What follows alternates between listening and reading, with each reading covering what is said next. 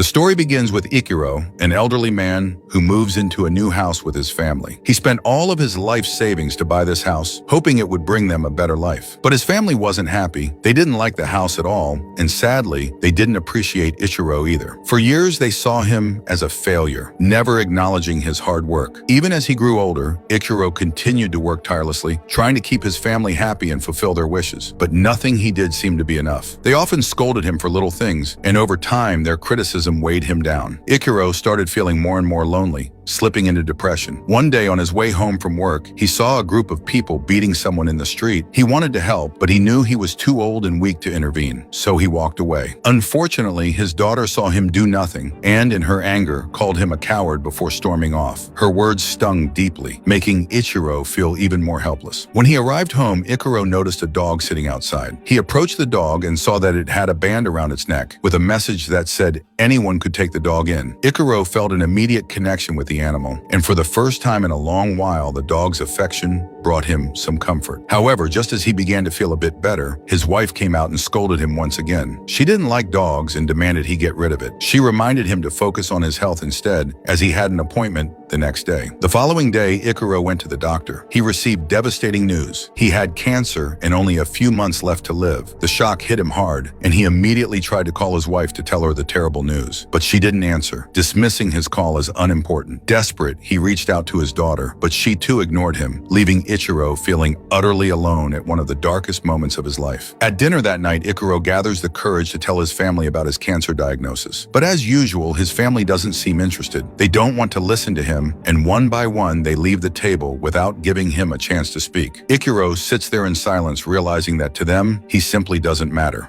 Once again, he's left feeling invisible and ignored. Afterward, Ichiro tries to get rid of the dog, as his wife had demanded. He leads the dog away, but the loyal animal refuses to leave Ichiro's side. Deep down, Ichiro doesn't want to part with the dog either. The bond they've formed brings Ichiro some comfort, so he decides to keep the dog with him. Ichiro is sitting outside when his attention is drawn to a young boy sitting in the park. The boy's name is Hiro, and he seems lost in thought. Suddenly, Ichiro notices something strange, a shiny object rapidly approaching from the sky. Before he can react, the object crashes to the ground, hitting both Ichiro and Hiro. The impact leaves them both lifeless. The next morning, Ichiro wakes up completely healed. He's confused, not understanding what happened to him the night before. The cancer that had plagued him seems to be gone, and his body feels different. As he heads home, a strange feeling lingers. Something is not right. Back in his room, he starts noticing bizarre changes. Smoke begins to rise from his hand, and when he touches his wrist, a USB port suddenly emerges where his nails used to be. Shocked, Ichiro touches his neck, and to his horror, his head opens up like a machine. Within moments, his entire body starts coming apart like pieces of a mechanical puzzle. Ichiro is left terrified, trying to comprehend what's happening to him. It turns out that the object that fell from the sky wasn't an asteroid at all, but an alien ship. In the crash, Ichiro had died, but the aliens had brought him back, only now he was no longer fully human. They had transformed him into a humanoid robot, leaving Ichiro with a body he no longer recognized and a future filled with uncertainty. In the next scene, we see Hiro, who has also been transformed into an advanced robot by the alien team. Hiro, being a quick learner, figures out how to use his new powers almost immediately. He decides to show them to his friend Naoyuki, but Naoyuki doesn't believe him at first. To prove it, Hiro raises his finger and shoots a pigeon right in front of them. Shocked by the demonstration, Naoyuki finally believes him. They begin testing Hiro's powers together, but Hiro's abilities are not without consequences. Whenever Hiro sees a happy family, it fills him with rage. His life has been full of frustration,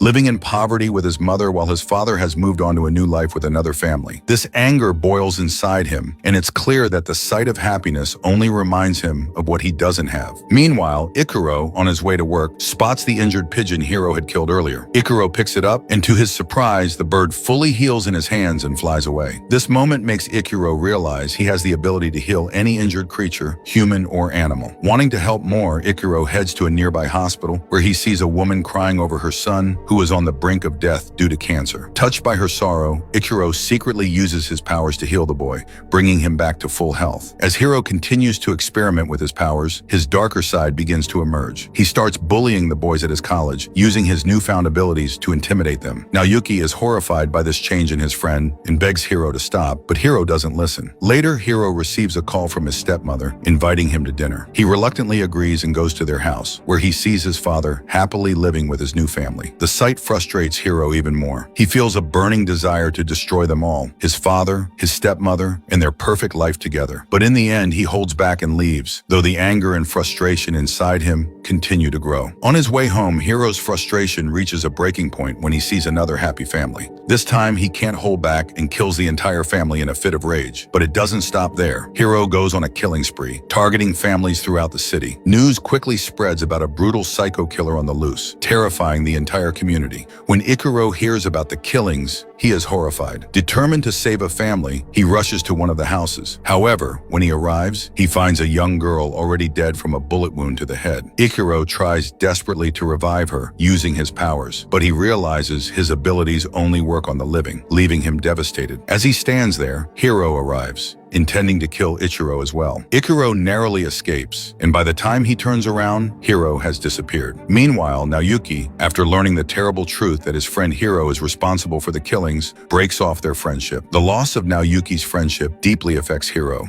who feels a mix of sadness and anger. However, his destructive path continues. At the same time, Ichiro's life falls apart even more. He loses his job, and when he returns home, he discovers his son no longer wants to go to school because of bullying, and his daughter has dropped out of college. To make matters worse, Ichiro's wife tells him she wants a divorce, convinced that he is of no use to the family. Overwhelmed by these problems, Ichiro breaks down, crying alone in despair. Just then, Ichiro hears Naoyuki's voice, filled with sorrow and regret over Hiro's actions. Using his powers, Ichiro quickly reaches Naoyuki. Naoyuki explains everything, sharing how Hiro has been killing people and how it weighs heavily on him. Ichiro, saddened by what Hiro has become, comforts Naoyuki and promises that he will stop Hiro before any more harm is done. Ikuro continues his training with Naoyuki, trying to master his powers. During practice, he realizes that drinking too much water causes strange reactions in his body, and when he drinks more than usual, he accidentally sprays water all over Naoyuki. It becomes clear to Ichiro that his body can no longer handle water like before, forcing him to adapt to this new limitation. Meanwhile, Hiro is traveling with his mother when a police officer confronts him, having discovered that Hiro is responsible for the citywide killings. Instead of surrendering, Hiro uses his powers to injure several officers and escapes to his girlfriend's house. There, he watches the news and learns that after the media harassed his mother, she took her own life. Heartbroken and enraged, Hiro blames the people for her death and vows revenge. He begins using his powers to kill even more people, hacking into their phones and computers to execute his deadly plan. His girlfriend, though aware of Hiro's involvement, does nothing to stop him, thinking that his grief will pass and that he will soon return to normal. Back at home, Ikuro desperately tries to warn his family not to use their phones or computers, fearing Hiro might target them. However, his family dismisses his warnings and walks away, leaving Ikuro helpless. Hiro, determined to stop killing, makes a promise to himself to change.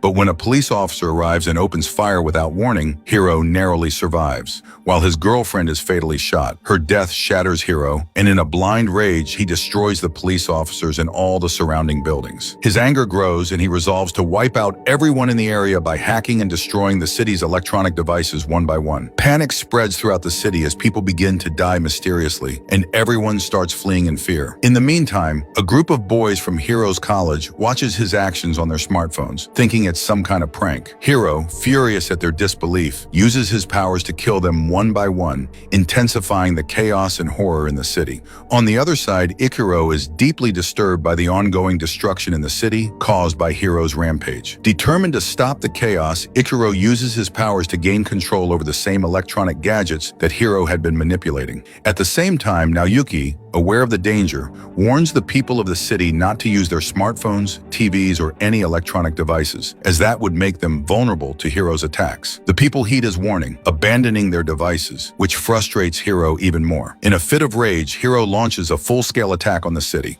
During this assault, a missile hits the building where Ichiro's daughter is, leaving her badly injured. Ichiro, horrified by the sight of his wounded daughter, rushes to confront Hiro. He pleads with Hiro to stop the destruction, but Hiro, consumed by anger, refuses and attacks Ichiro instead. Ichiro narrowly escapes the assault and takes off running, with Hiro relentlessly chasing him. During the chase, a helicopter flies between them, and Hiro tries to use his powers to crash it and kill the pilot. But Ichiro, in a heroic effort, manages to save the pilot just in time. Furious, Hiro continues pursuing Ichiro, and the two engage in a long and intense fight. As the battle drags on, Ichiro realizes that Hiro is far stronger than he is. Unable to defeat Hiro directly, Ichiro tries to outlast him, hoping for an opportunity. Eventually, Hiro becomes tired and drinks water to regain his strength. However, the water has an adverse effect on Hiro's robotic body, slowly weakening him. Though it takes time for the water to fully affect him, Hiro continues his assault on Ichiro, dragging him into space in an attempt to kill him there. But just as Hiro prepares to finish Ichiro off, the water begins to take its toll. Hiro weakens, and Ichiro seizes the chance to deliver a powerful final blow. Hiro, unable to recover, is killed by the attack. With Hiro defeated, Ichiro rushes back to his daughter, who is on the brink of death, her life slipping away. The weight of the battle and the cost it has taken on Ichiro is clear as he holds his daughter, devastated by everything that has happened. After Ichiro uses his powers to heal his daughter, things take a terrifying turn as Hiro, still alive, suddenly reappears. Hiro attacks Ichiro, injuring him badly and shooting his daughter, worsening her condition. Then, in a cruel move, Hiro grabs Ichiro's daughter and starts throwing her off the building, intending to kill her once and for all. At this point, Ichiro is in terrible shape, but despite his injuries, he refuses to give up. Desperation and anger build inside him as he pleads with Hiro to kill him instead and spare his daughter. Hiro, driven by a desire for revenge, coldly ignores Ichiro's plea and throws the girl off the building. This triggers something deep within Ichiro, his hidden superpowers fully awaken. In a surge of rage and newfound strength, Ichiro leaps into action, defeating Hiro in a brutal and final battle. Just as his daughter plummets toward the ground, Ichiro catches her in the nick of time, saving her life. With Hiro finally defeated, Ichiro uses the last of his strength to completely heal his daughter. She's utterly shocked and asks him how he managed to do all of this. Ichiro, still processing everything himself, simply responds, "I'll tell you later," before flying off into the distance, leaving her in awe. In the next scene, news reporters announce how an angel saved the people from Hiro's terror, with Ichiro being hailed as a hero. After learning the truth about his actions, Ichiro's daughter and the rest of his family, who once didn't respect him, now see him in a new light. They finally begin to admire and appreciate him. The movie concludes with a suspenseful twist. Hiro, though believed to be dead, is shown to still be alive. The screen fades to black, leaving the story open for a possible sequel. Thanks for tuning in, guys.